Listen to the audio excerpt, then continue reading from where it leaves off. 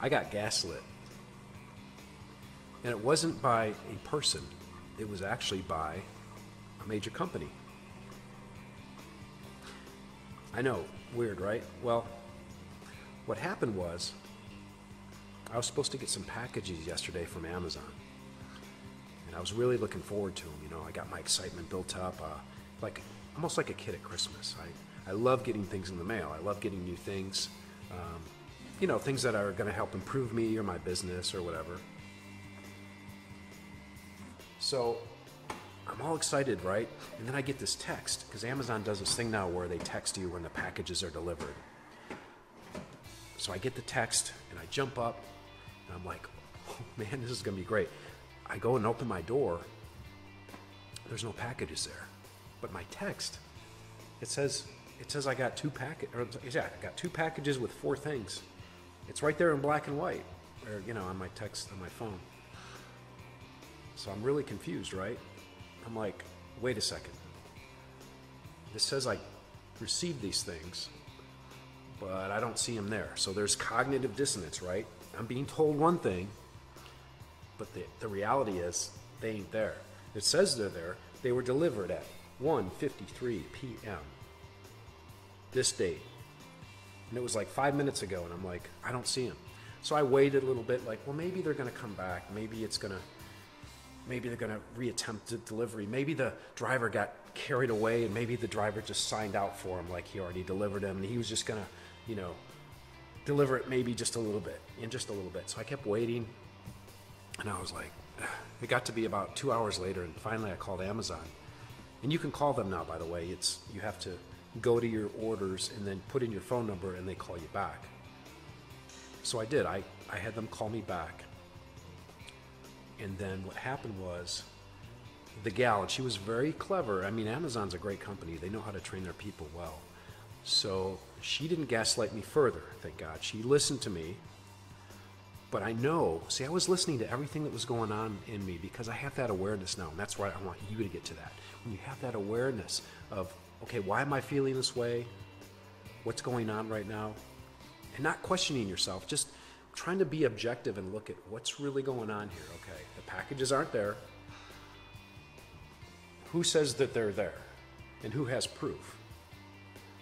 You know, I was used to doubting myself so much that I kind of doubted myself, like, well, maybe they're not there, you know. But then I questioned myself, and I listened to my gut. You know, my gut and reality says they're not there.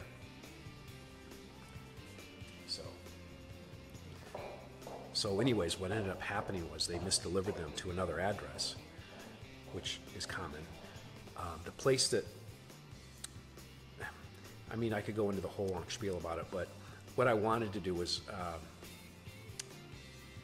help you understand that, and at the time I didn't see this, but now I can see that it was a great example of what feelings triggered me. See, I've gone no contact with my narc. I mean, very low contact. We have kids, but I don't.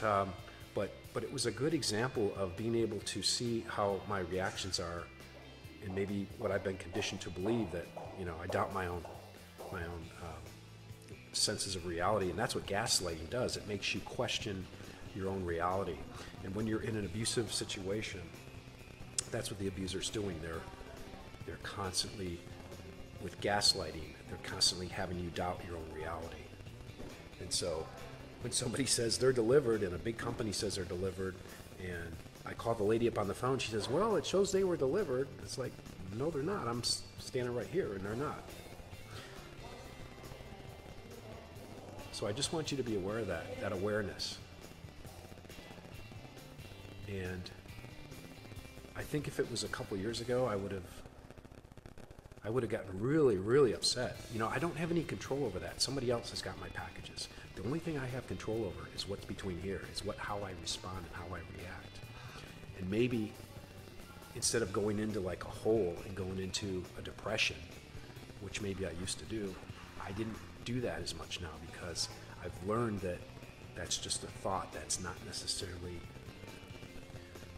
like, if you know, it's almost like when you're around a narc, because the emotions are so intense, and because they're so reactive, they're so, you know, got to get that feeling out now, got got to abuse somebody right now because their feelings are so intense. It's almost this thing where if I don't get my packages, oh my God, the whole world's going to end. It's like, but it's just so, that's how I used to be. So, and that's how I was with the narc. Like, oh my God, if she's not satisfied now, it's like, she's going to get more upset, and it's just going into that panic mode. And I'm pleased to say that I'm not there anymore after 2 years of working on this and getting better.